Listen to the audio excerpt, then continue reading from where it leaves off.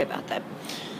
It is in my belief that when the British built over the swimming pool, the governor's wife's spirit obviously was put into what is now known as torment. I believe she's sitting in purgatory, and it was only after the excavations done in the early 1900s, based on Lady Barnard's original paintings, which were subsequently almost completely destroyed because of the lack of maintenance done at Cape Town Castle following the couple of centuries, and only in the early 1970s was renovations done. That noted of the bell tower should be put into specific light because of the deterioration and the rapid deterioration of that. The cracked bell is rung every day, 10 o'clock and 12 o'clock, on the spot, along with the changing of the guards, in which I recorded. And as usual, I had my tour guide with me, and a couple of military people assisted me in this. Having a single tour brought a lot to light. For example, Eve, the mother of all Cape Coloureds, a Khoisan lady who married a white man, had 5-6 children. He was in charge of the slavery from Madagascar up to here into Cape Town. He married her, had 5 kids, went back to Madagascar to get another batch, and at a slave expo, as we can call it today, he was murdered. Having no protection, Eve had to be left alone. It is also noted 3 years before the death of her husband, Jan van Riebeck, who had taken an extreme liking to her, naming her Eve and baptizing her as the first Khoisan to accept Christianity into her faith, that Jan van Riebeck's protection not being there, nor that of her husband's, had sent her into a very, very deep, dark hole where she started drinking. Apparently, there's a great legend behind it amongst most of the Cape Coloureds, where they blame, when they're under stress, that they're following their heritage and they start drinking. The 5 children of hers was taken away from her eventually because she was unable to care for them, and they were placed in foster homes and raised, I am not sure, by the Khoisan or the white European people. However, she was sent back to Robben Island, and 3 years later she passed away. Her spirit you can still feel in the cathedral, which is closed down and not open to anybody. However, hopefully I will be able to gain access to this premises, this particular part of the castle, which is off limits completely, and we can investigate further, because upon staring through the little window I saw a shadow figure, slightly, quickly, as usual. 1 minute they're there, next blink they're gone. But I know what I saw, and I know what I felt, and I know what I smelt. Paranormal activity based at Cape Town Castle, although no reviews have been done, no overnighters have been done, and speaking to management, is high.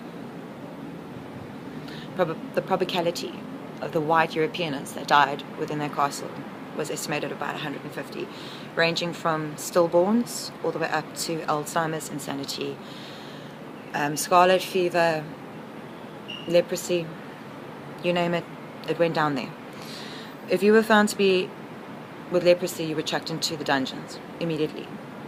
Immediately. It was upon their belief that if you had leprosy, you had fornicated with one of the Khoisan and you were cursed. Quite an astounding, stupid analysis and philosophy for them to have, but nonetheless, they have it. I would have to say my favorite part of it was definitely the pool. I did not feel any negativity inside there. I did not. It was rebuilt after they discovered that the English had destroyed it, covered it up, and used the ground in which the pool was on as a marching training place, which to me makes no sense.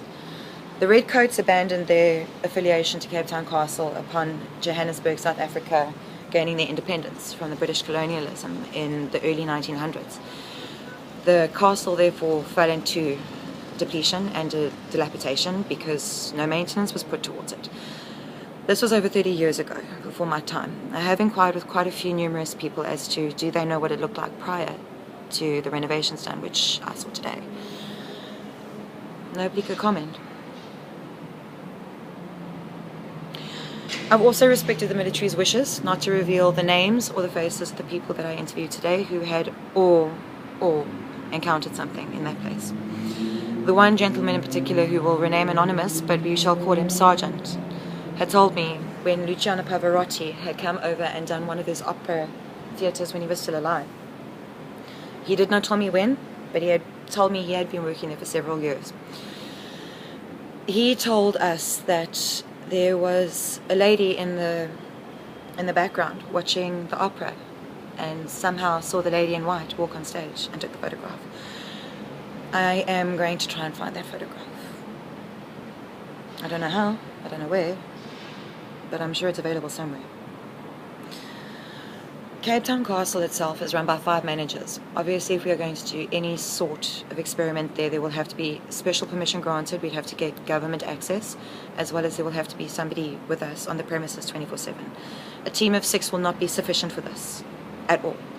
We are looking at a probability. I would have to take about a month, maybe one day a week for approximately a month, being 4 investigations of different sections of the castle. Those to focus on would be the underground tunnels, the slave quarters, the prison, and Lady Barnard's staircase. The cathedral, I would love to see. Everybody was buried inside there, underneath the ground, as per Christian law. You are not born, but once you're baptized a Christian, you can be buried on hallowed ground.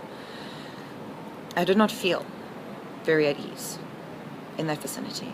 When we were sitting on the staircase having a cigarette, just talking about the background, I was given a lot more information than most tourists were. The tour guide had told me a lot of secrets that had been kept out of books, that had only been retold amongst themselves as tour guides in the past 30 years since they've been renovating Cape Town Castle and it's been open to the public. Some of it has been shocking. Some of it. The infidelity of the governor being one of them. The impressions I felt inside the governor's room was that of an oppressive, horrible, fat, horrible, disgusting man. And after discovery and eventually finding a photograph of him in and amongst the house, my assumptions were correct. Sometimes being a medium does have its perks. Hotspots also kitchen by the cathedral.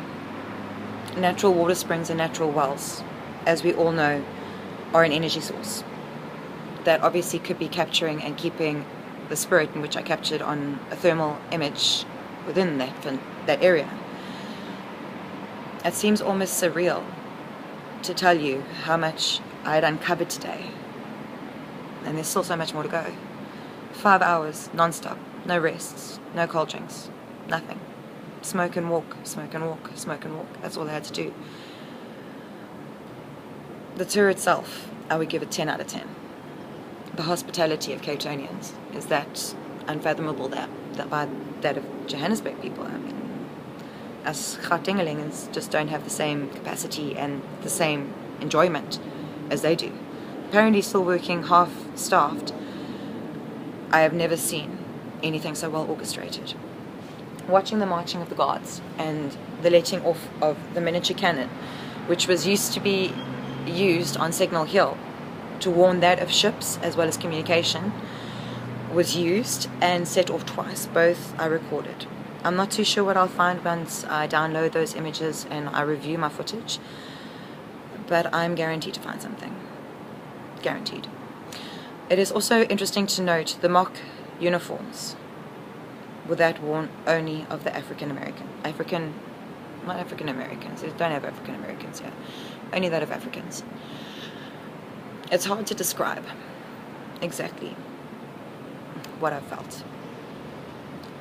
Sorrow, pain, agony, defilement, being removed from your family, from Madagascar, where everything was fine and perfect, to be chucked into slavery, and then to be asked to do a stupid question, a stupid game in which I did not manage to get a photograph of, made out of granite, black granite, would measure the intelligence of that of the slaves, which would determine their job function. If you were not intelligent, if you could not read or write, they would sell them for silk and salt and pepper with the West Eastern Trading Company, based on Robben Island.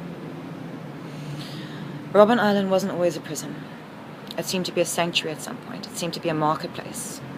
It seemed to be a place where a lot of thriving industrial stuff occurred. But following Eve's persecution and exile onto that island leads me to believe the reason why they built Robben Island as a prison. That is yet another one to be considered and to be taken note of, is Robben Island, but at the moment the main focus still relies on and remains with Cape Town Castle.